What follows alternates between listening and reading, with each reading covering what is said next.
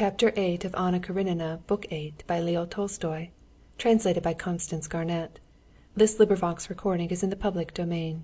Recording by Marianne.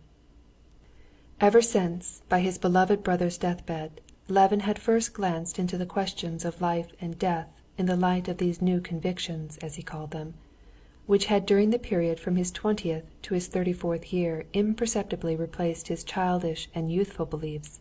He had been stricken with horror, not so much of death as of life, without any knowledge of whence and why and how and what it was. The physical organization, its decay, the indestructibility of matter, the law of conservation of energy, evolution, were the words which usurped the place of his old belief. These words and the ideas associated with them were very well for intellectual purposes, but for life they yielded nothing, and Levin felt suddenly like a man who has changed his warm fur cloak for a muslin garment, and going for the first time into the frost is immediately convinced, not by reason, but by his whole nature, that he is as good as naked, and that he must infallibly perish miserably.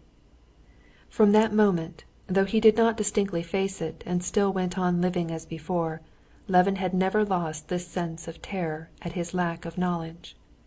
He vaguely felt, too, that what he called his new convictions were not merely a lack of knowledge, but that they were part of the whole order of ideas, in which no knowledge of what he needed was possible. At first, marriage, with the new joys and duties bound up with it, had completely crowded out these thoughts. But of late, while he was staying in Moscow after his wife's confinement, with nothing to do, the question that clamored for solution had more and more often, more and more incessantly, haunted Levin's mind. The question was summed up for him thus: if I do not accept the answers Christianity gives to the problems of my life, what answers do I accept?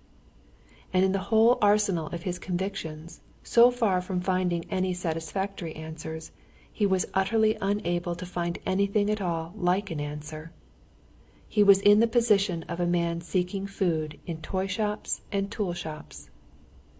Instinctively, unconsciously, with every book, with every conversation, with every man he met, he was on the lookout for light on these questions and their solution.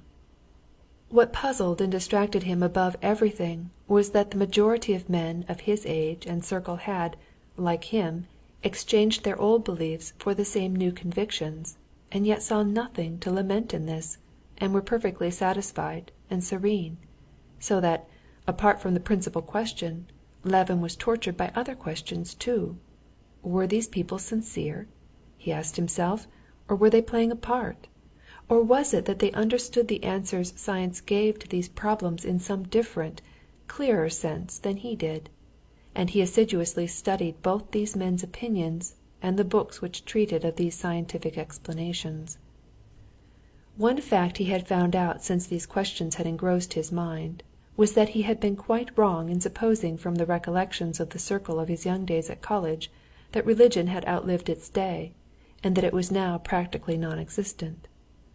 All the people nearest to him who were good in their lives were believers: the old prince, and Lvov, whom he liked so much, and Sergey Ivanovitch, and all the women believed, and his wife believed as simply as she had believed in his earliest childhood, and 99/100ths of the Russian people, all the working people for whose life he felt the deepest respect, believed.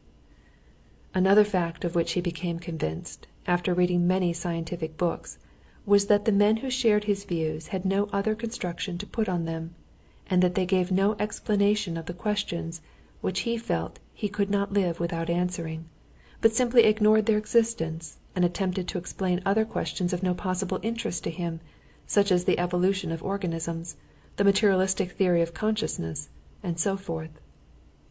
Moreover, during his wife's confinement, something had happened that seemed extraordinary to him.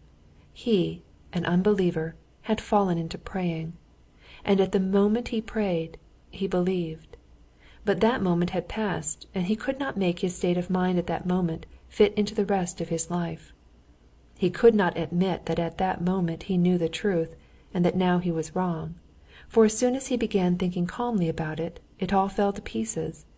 He could not admit that he was mistaken then, for his spiritual condition then was precious to him, and to admit that it was a proof of weakness would have been to desecrate those moments. He was miserably divided against himself, and strained all his spiritual forces to the utmost to escape from this condition. Chapter 9.